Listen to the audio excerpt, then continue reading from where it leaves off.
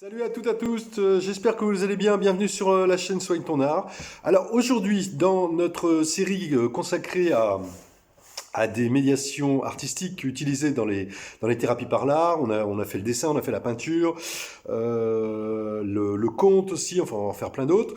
Aujourd'hui, on va aborder le modelage de l'argile, de la pâte à modeler aussi, modelage qui est une médiation majeure. En fait, on va voir, notamment avec l'argile, notamment que l'argile est un médium archaïque en puissance, hein, s'il en est. Surtout que c'est un médium malléable par excellence et que le modelage de l'argile ou de la pâte à modeler permet en fait de stimuler et de développer particulièrement les processus sensoriels, émotionnels donc consécutivement et cognitifs. Alors au sommaire de cette nouvelle vidéo, on va démarrer par l'argile et la pâte à modeler des matériaux d'expression malléable unique. Ensuite, on va aborder la question du modelage, une médiation qui engage le corps et le psychisme. Ensuite, nous verrons les vertus thérapeutiques même du modelage. Ensuite, de quelques dispositifs, de quelques applications donc de jeux en atelier, en séance. Enfin, on terminera par une petite parenthèse avec le champ d'argile de Heinz Döser.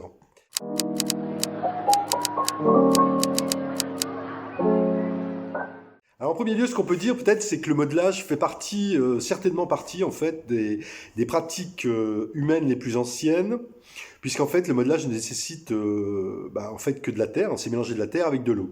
Le modelage d'argile proprement dit remonterait à la civilisation sumérienne, donc Mésopotamie, donc plusieurs millénaires avant Jésus-Christ. Et en fait, ensuite, ça n'a fait que se développer. Alors, dans de nombreuses mythologies, le modelage de l'argile occupe une place évidemment fondamentale. On peut citer dans la mythologie grecque, notamment avec Prométhée, le dieu Titan, qui façonne les hommes avec de la terre et de l'eau.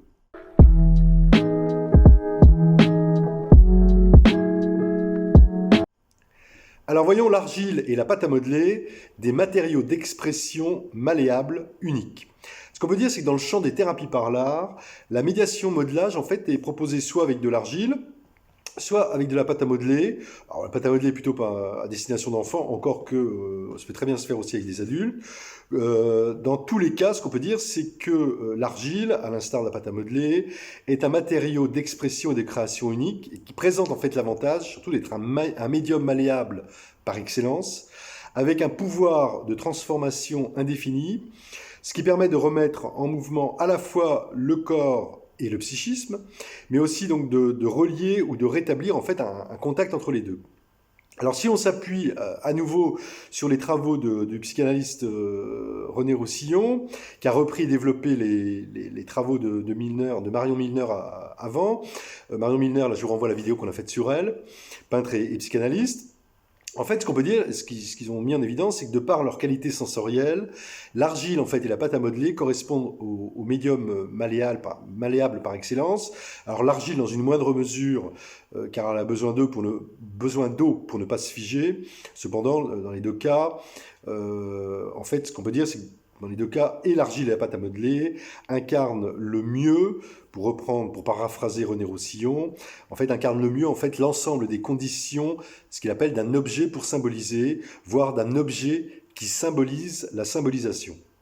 Et effectivement, la pâte à modeler et l'argile possèdent les 5 propriétés majeures et indépendantes qui en font des médiums malléables de premier ordre.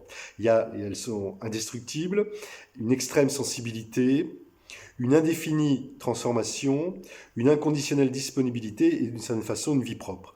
Elles ont, alors l'argile et la pâte à modeler en outre, une fonction essentielle dans le processus de structuration de l'espace psychique grâce à la propriété perceptivo-motrice qui peuvent en fait rendre perceptible et manipulable surtout l'activité représentative. Par ailleurs, ce qu'on peut dire, c'est que de manière assez évidente, c'est que et l'argile et la pâte à modeler peuvent être frappées, jetées, malaxées, caressées, lissées, roulées, pressées, écrasées, creusées, bref, coupées en morceaux aussi, recollées, on peut les réamalgamer, les barboter avec de l'eau, etc., sans perdre en fait pour autant leur identité. Indestructibles en plus, donc elles offrent par ailleurs elles offrent l'opportunité d'explorer toutes sortes de pulsions. Enfin, ce qu'on peut dire aussi, c'est que le modelage de la pâte à modeler et de l'argile peut ainsi tout à la fois faire émerger une large palette d'émotions, susciter des réminiscences et faciliter, c'est ça qui nous intéresse dans le champ des thérapies par l'art, leur mise en forme, leur élaboration. Alors, en regard de ce qu'on a vu précédemment, le modelage de la terre, mais aussi donc de la pâte à modeler pour les plus jeunes, est un mode, donc on a vu, d'expression profondément archaïque. On dit d'ailleurs que la manipulation de l'argile renvoie à des instincts archaïques, et en fait que cette manipulation de l'argile permet le rétablissement d'une communication enfouie, on peut dire entre soi et soi, mais aussi évidemment entre soi et l'extérieur. En médiation modelage, en fait, la Terre est une matière aux ressources projectives infinies. Lorsqu'elle est humide, elle rappelle le monde des origines, ce qui peut favoriser alors déjà un principe de régression, mais aussi un réveil sensoriel, un réveil des sens, que selon les moments et que selon les personnes, évidemment, l'argile peut être une matière qui peut sembler douce et chaude, ou à l'opposé qui peut sembler dure et froide. Ça dépend vraiment des moments et des personnes. L'argile peut aussi provoquer de multiples réactions, y compris même des réactions de dégoût, car elle peut aussi rappeler d'une certaine façon la matière fécale, et que le rapport à la terre est donc très complexe et très riche en projection, en processus de projection-identification. Par ailleurs, ce qui est très intéressant, c'est que dans la médiation modelage, que ce soit avec de l'argile ou avec de la pâte à modeler, rien n'est irréversible.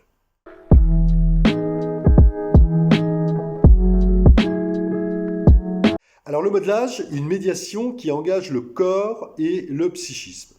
Dans le champ des thérapies par l'art, on peut dire qu'à la différence, ou du moins si on compare par rapport à la peinture, aux médiations peinture, au dessin, au collage, ce qu'on peut dire, c'est que le modelage de l'argile, de la terre ou de la pâte à modeler présente un avantage supplémentaire, un énorme avantage en fait, parce qu'il engage vraiment pleinement le corps et donc favorise ainsi donc, pendant le processus de création, le contact, la remise en contact entre le corps et le psychisme. Et en fait, en médiation modelage, la terre ou la pâte à modeler, c'est selon, représente à la fois le vide et la totalité. Ça veut dire que lorsque nous modelons un bloc d'argile, par exemple, il y a un échange qui s'opère entre le bloc de terre et nous-mêmes. Lorsque nous touchons la terre, en fait, nous touchons la terre autant que la terre nous touche. Et en fait, en façonnant cette matière brute, en essayant de la maîtriser, en fait, qu'est-ce qui se passe? C'est qu'en fait, nous exerçons une maîtrise sur nous-mêmes. Et en nous exprimant donc, dans une sorte de, on pourrait dire vraiment de corps à corps avec le bloc d'argile, nous entrons finalement dans un processus de structuration aussi bien corporel que psychique. On dit ainsi d'ailleurs que modeler la Terre, c'est d'une certaine façon, c'est se réapproprier son propre corps. D'un côté, il y a devant soi la masse de terre inerte et molle, de l'autre, un corps en mouvement qui s'active, voire se réactive, et que le modelage en cela est un formidable moyen de se remettre à communiquer avec son corps, tout en stimulant son psychisme. Ce qu'on peut rajouter aussi, c'est qu'en atelier à médiation modelage, la matière le plus couramment proposée est l'argile, considérant encore une fois le thérapeute peut utiliser de la pâte à modeler. Et que si elle est particulièrement adaptée pour des séances destinées à des enfants, elle peut aussi être proposée pour des ateliers avec des personnes adultes. Et là, je vais faire référence à Gisela Panko, là on va remonter un peu le temps, dans les années 30, Gisela Panko, neuropsychiatre et psychanalyste française d'origine allemande, qui fut l'une des premières thérapeutes à tester la pâte à modeler dans le cadre de psychothérapie psychanalytique à destination de patients psychotiques adultes. Et en fait, Panko a théorisé sur le modelage à base de pâte à modeler, en considérant notamment que cette médiation permettait à la fois l'émergence d'images mentales jusqu'alors inexistantes et qu'elle favorisait une structuration dynamique de l'image du corps. Mais Gisela Panko a également démontré que la médiation modelage permettait aussi de réactiver des expériences sensori-affectivo-motrices, donc les sens, les affects et la question du corps, du mouvement, donc des expériences sensori-affectivo-motrices qui n'avaient jamais été symbolisées auparavant. Et dans ce sens, le modelage avec la pâte à modeler, qu'on retrouve évidemment avec l'argile, facilite fondamentalement la symbolisation. Ce qu'on peut dire, c'est qu'aujourd'hui, en pédopsychiatrie, dans le champ de la psychopathologie de l'enfant, la pâte à modeler est également un médium très utilisé. En France, on peut citer Sophie Croce, qui est docteure en psychologie, qui utilise la pâte à modeler à destination d'enfants autistes dans le cadre de dispositifs thérapeutiques. Et selon elle, selon Sophie Croce, grâce à ce médium, l'enfant autiste peut exprimer et projeter ses angoisses. Par ailleurs, les productions à partir de la pâte à modeler reflèteraient certains aspects du développement. Et que le modelage servirait alors d'étayage, en fait, pour la construction du soi auprès d'enfants dont la personnalité a été, on va dire, compromise précocement. Et que dans ce cadre, la pâte à modeler peut devenir un support d'élaboration, même des premiers mouvements identificatoires. Et on mettra à la fin de la vidéo les coordonnées, enfin le livre notamment qu'a écrit Sophie Croce à ce sujet.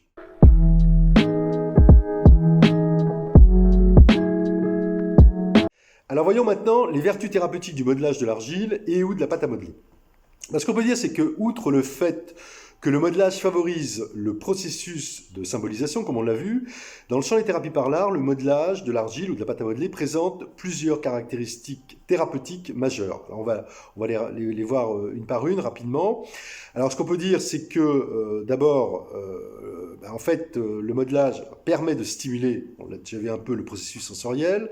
Or, rappelons que la sensorialité participe à prendre conscience de notre schéma corporel, c'est-à-dire de tout ce qui constitue notre corps, y compris notre cerveau, que développer la relation à son schéma corporel, c'est donc mieux se comprendre, mieux se percevoir et mieux communiquer avec soi et son environnement immédiat, et que dans le cadre du modelage d'argile, le toucher est prioritairement sollicité, mais le regard, et à un degré moindre, on pourrait dire l'ouïe et l'odorat, le sont également, et que les excitations tactiles plus particulièrement permettent de développer la proprioception ainsi que la sensibilité musculaire et articulaire.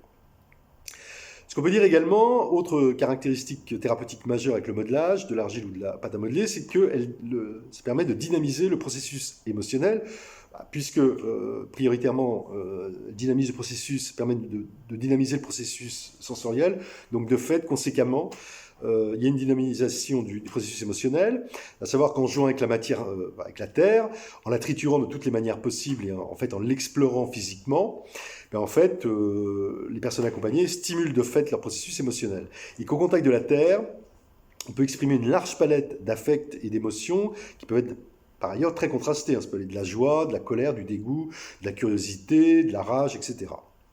Autre caractéristique thérapeutique, le modelage stimule les fonctions cognitives et est particulièrement structurant. C'est-à-dire que le modelage s'inscrit en fait dans un plan en 3 dimensions, contrairement à la peinture et au dessin en 2D, et donc ça veut dire favorise aussi la pensée divergente, et donc renvoie à des questionnements autour des notions de forme, de perspective évidemment, d'équilibre, voire même d'harmonie.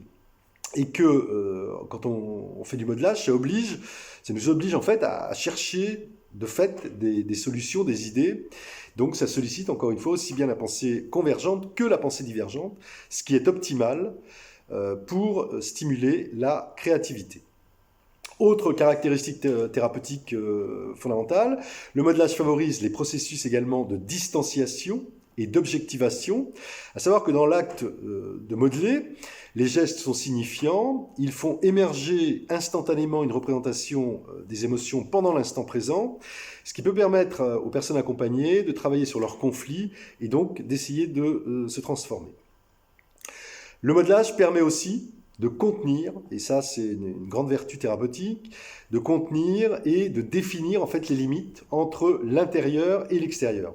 Et si on s'appuie sur le concept du moi-peau théorisé par Didier Anzieux, un psychanalyste et professeur de psychologie, le moi se constitue à partir du moi corporel, c'est-à-dire le modelage d'argile, encore une fois, comme il entraîne une sorte de corps à corps, entre le participant modeleur et la matière, donc de fait, effectivement, permet la contenance.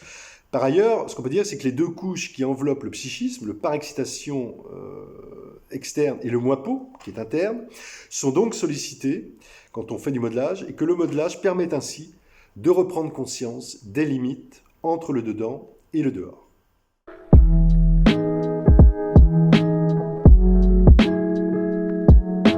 Voyons maintenant de quelques applications, de quelques jeux et dispositifs en séance. Ce qu'on veut dire, c'est qu'en pratique, le modelage de l'argile et de la pâte à modeler ne demande aucune technique et s'adresse en fait vraiment à tout le monde, quel que soit l'âge. C'est donc une excellente médiation pour tout type donc de public, et également pour tout type de problématiques, de troubles psychologiques et de pathologies chroniques. Particulièrement indiqué le modelage dans le champ de la psychologie de l'enfant, hein, voir ce qu'on a dit plus haut avec Gisela Panko et Sophie Cross, mais aussi très très intéressant, très opérant dans le traitement de personnes psychotraumatisées souffrant d'états de stress post-traumatique, car le modelage permet de redynamiser les processus sensoriels et émotionnels qui sont très souvent, encore une fois, ça je l'ai déjà dit dans d'autres vidéos, anesthésiés ou gelés. Ce qu'on peut dire, c'est qu'en séance, par exemple en séance d'art-thérapie à médiation modelage, en fait, l'idée c'est que le ou la thérapeute peut proposer des petits jeux pour stimuler les participants, mais le plus souvent, il est très intéressant de les laisser manipuler le plus librement possible, le plus longtemps possible, leur bloc d'argile pour que les personnes accompagnées créent à leur guise. D'un point de vue pratique, ce qu'on peut dire aussi, c'est qu'il peut être intéressant de mettre un peu préparer aussi de la barbotine dans un bol, un mélange d'eau et d'argile, qu'ils peuvent utiliser pour faire du liant, un peu comme un ciment pour fixer les formes ou des morceaux entre eux.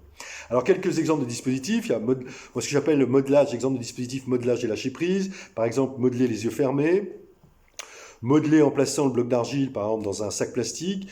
Puis, donc là, on fait du modelage sans voir ses mains, sans voir les formes qui s'élaborent dans le sac plastique.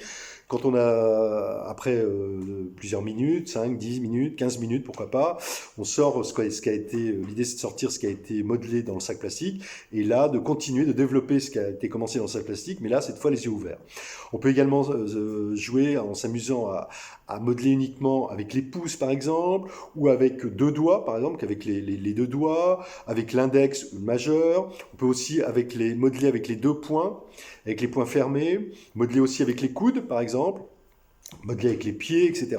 Ça, c'est très intéressant, ça favorise le lâcher-prise, ça favorise vraiment la reconnexion également à l'instant présent. Alors, il y a aussi tout ce qui est de l'ordre du modelage et des formes.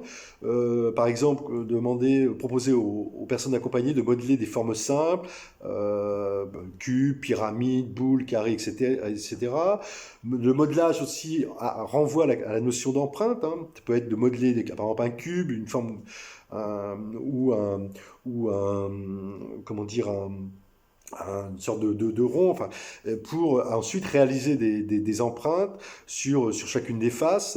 Ça peut être aussi des empreintes d'objets divers, des empreintes de doigts, les empreintes aussi qui peuvent être juxtaposées sur un cube, par exemple, qu'on a fait préalablement à la Terre. Il y a aussi des dispositifs, tout ce qu'on appelle modelage et émotion. Ça veut dire on peut, par exemple, modeler une émotion, par exemple, je sais pas, la colère, ou modeler la joie. Donc on va très souvent vers des types d'élaboration assez abstraites qui peuvent être très très intéressantes. Modeler aussi une émotion à partir du modelage d'un visage qu'on a préparé, modelé au préalable. On peut aussi modeler un visage émotionnel avec tout type d'émotions qui le traversent, etc. Il y a aussi ce que j'appelle les modelages en dialogue, c'est-à-dire qu'on peut modeler à deux, modeler à tour de rôle, un peu comme dans le cadre du squiggle, du dialogue graphique. Chacun trace un trait à tour de rôle. Là, c'est modeler à tour de rôle, par exemple une émotion, par exemple la joie, ou à deux, toujours face à face, à partir d'un même bloc d'argile. Par exemple, l'un commence sur le même bloc. D'un côté, l'un va modeler une émotion plutôt désagréable, l'autre va essayer en face plutôt de modeler une émotion contraire, plutôt agréable, et vice-versa. Voilà. Il y a évidemment plein d'autres dispositifs, et là encore une fois, il y a plein de possibilités avec l'argile, et c'est très très intéressant.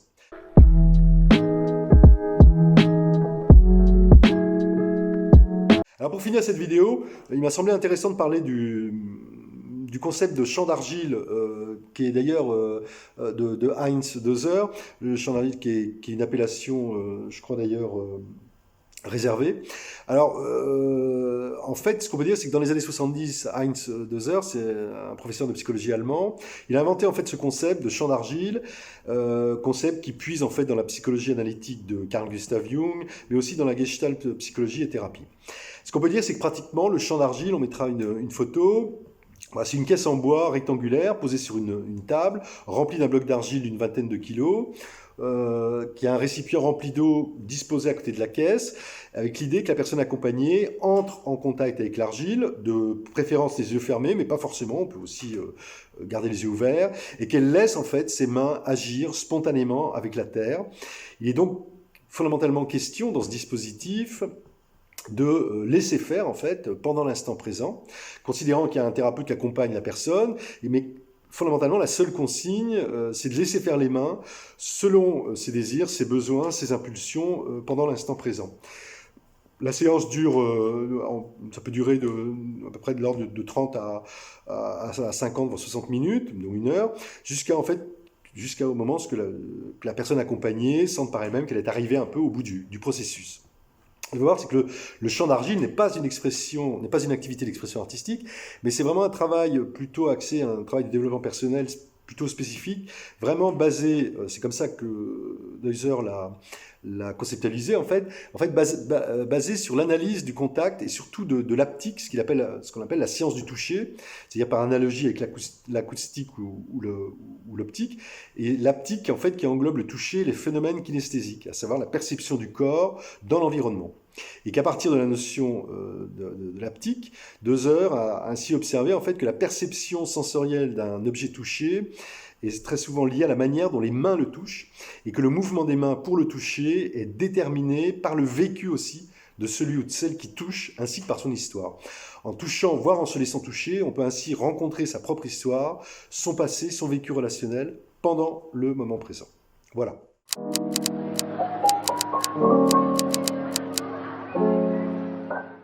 Alors à lire sur quelques ouvrages par rapport à cette question du modelage, de la médiation modelage, de l'argile et de la pâte à modeler. Modelage d'argile de Philippe Chazot, publié en 2000. Le modelage ludique et créatif de Georges Lantéry, publié en 2006. Le grand livre du modelage d'Elisabeth Monvalot, publié en 2012. L'enfant autiste et le modelage de l'empreinte corporelle à l'empreinte psychique de Sophie Cross, dont je vous ai parlé pendant la vidéo, publiée en 2013. Enfin, je vous renvoie à l'ouvrage que j'ai fait, l'art-thérapie ABC, l'ABC de l'art-thérapie, chez Grancher, publié en 2018, où on va retrouver certains aspects de ça, de ce dont je viens de parler. Voilà. Si vous souhaitez réagir ou me contacter au sujet de cette vidéo, toutes les coordonnées dans la description de la chaîne. Si vous avez apprécié ce sujet, cette vidéo, n'hésitez pas à liker, partager, surtout à vous abonner et à cliquer sur la cloche pour être prévenu des prochaines vidéos à venir. Donc, d'ici là, portez-vous le mieux possible et surtout, n'oubliez pas de soigner votre art. Bye bye, à bientôt.